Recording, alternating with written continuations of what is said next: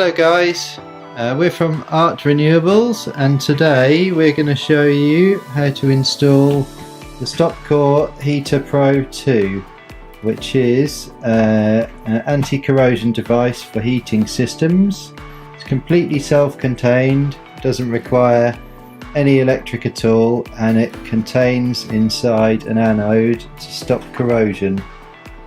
So here we are, we're going to open the box. Inside the box you've got everything you need. We've got the instructions, the STOPCOR device itself, which gets mounted on the wall. We've got a mounting bracket, Jubilee clip, some bits of wire and a syringe, and here's the earthing bolt. So first thing we need to do is stick the bracket on the wall, so we need to mount that. We're going to mount it somewhere about there. Just need to mark up the wall,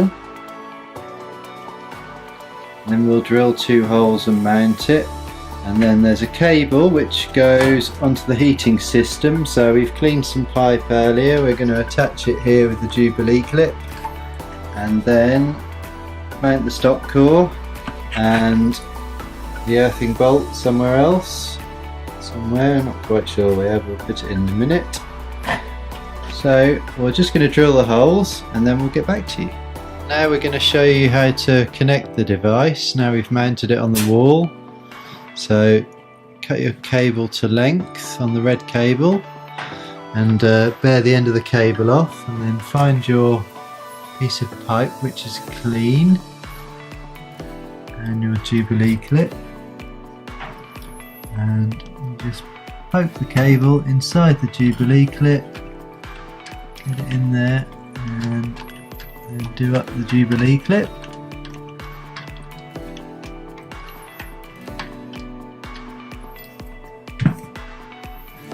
Have it. And now we just need to do the earth cable. So we've prepared the cable, put some terminal ends on it, and we just put it into the wall bolt and then do that bolt up, and then just into the top of the unit.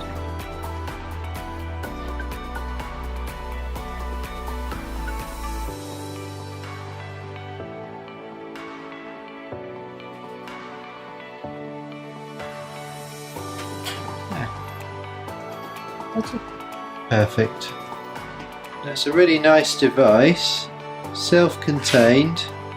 How it works to protect the heating system is inside it's got an anode, and we activate that anode in a minute with this syringe and a few drops of water just in the top there. And once that water's inside, the device will generate a current of up to 1.5 volts, and that will attract all the corrosion through the cable into the anode, and the anode inside will then corrode rather than the bits of your heating system, which is what we want really, rather than bits of your heating system falling to pieces. Here we've got our water, 10 ml of water, and it just goes in the top.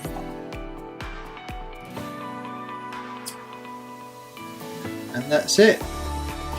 In a minute I'm just going to write on this little label here with the installation date, and then it needs an annual check and replacing after 3 years. Here we are, we've got our date on the side now.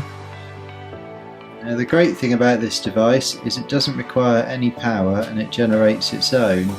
It's perfect for retrofit. You can get a variety of sizes for different size boilers and cylinders, and even if you've got an old unvented cylinder and you're having trouble getting the replacement anode for the cylinder, you can use this device instead, which is really clever.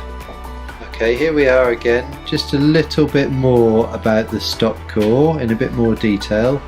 So the way that it works to protect your heating system is it utilises the cathodic protection method to produce current through the anode, which goes up to, well, could be up to 1.6 volts as we saw earlier, and that then means the surfaces of all your heating system remain negatively charged, and now all of the corrosion makes its way through to the anode instead of oxidizing the different metals in the heating system.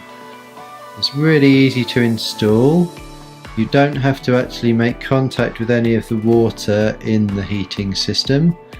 It's also suitable for gas equipment, 3 years lifeline, and currently it is the only way to do it without just slowing the process of corrosion.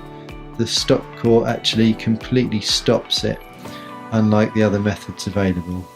So it really is a fantastic little device. So now we're just going to show you how to test the device's working and how to test it maybe on the annual boiler service. All you need to do, basically, you disconnect the red cable from the pipe where we had it earlier, and you put one terminal from your multimeter onto the earth terminal on the device and the other terminal onto the red cable, and if you are generating over 1 volt, which we are there, 1.6 volts, that means the device is working correctly.